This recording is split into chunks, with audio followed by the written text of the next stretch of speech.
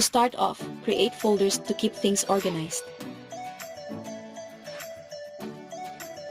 We're going to need folders for sprites, animations, and scripts.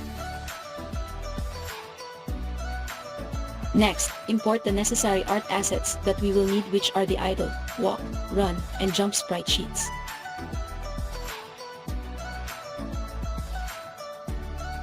Now, select the imported assets and modify their settings as shown in the video.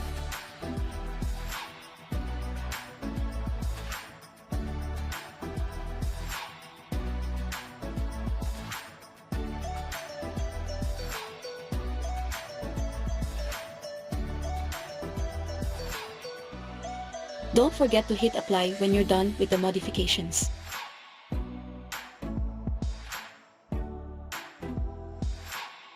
Go to the sprite editor, click on slice at the top left corner of the screen, and select grade by cell size as the slice type. Make sure that you're working with consistent pixel sizes among your sprite sheets to avoid any issues when slicing. Don't forget to hit apply when you're done with the modifications.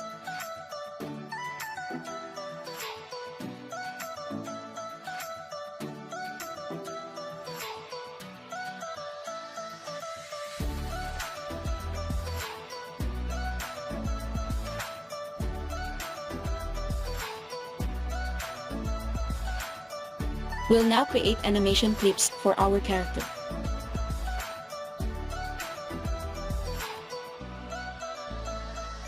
Dragging and dropping multiple sprites creates a controller for that game object, as well as an animation clip for the selected sprite.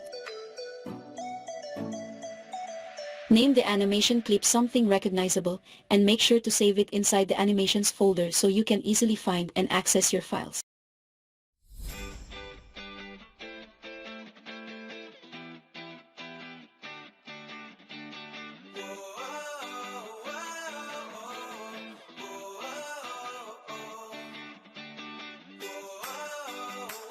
Animator controllers are a great way of managing various animations and the transitions between them.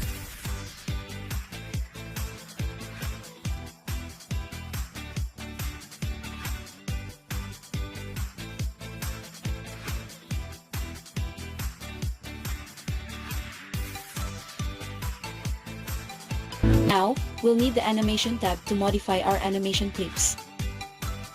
We can adjust the speed of the animation by adjusting its samples, add various properties to the animation like animating its transform component, and many more. For now, we'll just adjust the samples for each animation clip.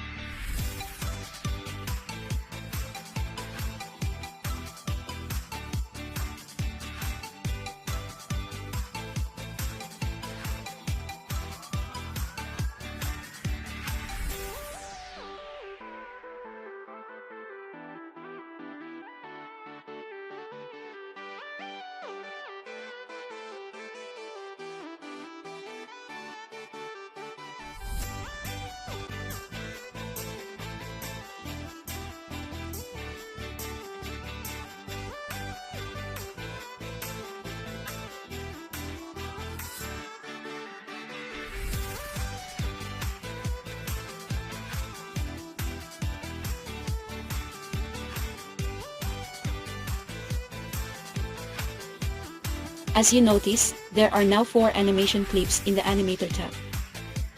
We'll need to create and modify the necessary transitions between them. We will first create an integer parameter that changes depending on the state of the character. Let's name it as state, and this will be the basis of our transition.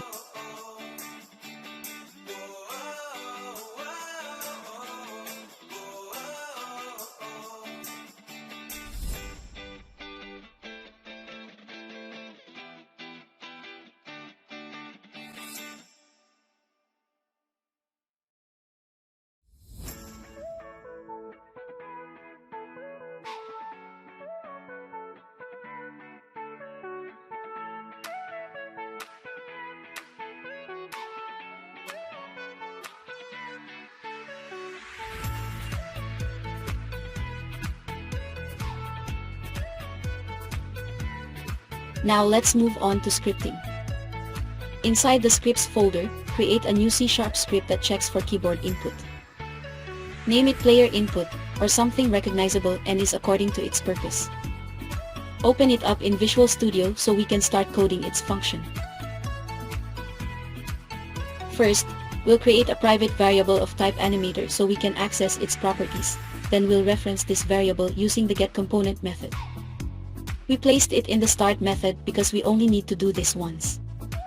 Now inside the update method, we'll continuously check if the user has pressed various keys on the keyboard. Then, we'll change the state parameter we created earlier so the character will transition from one animation to the next. Make sure to save the script before heading back to Unity Editor.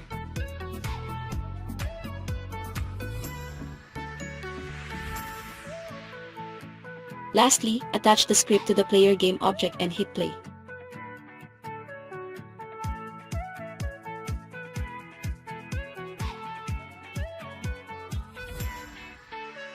You will notice from the Animator tab that the state parameter changes when a user presses a key on the keyboard. Our character transition now works perfectly. Thank you for watching.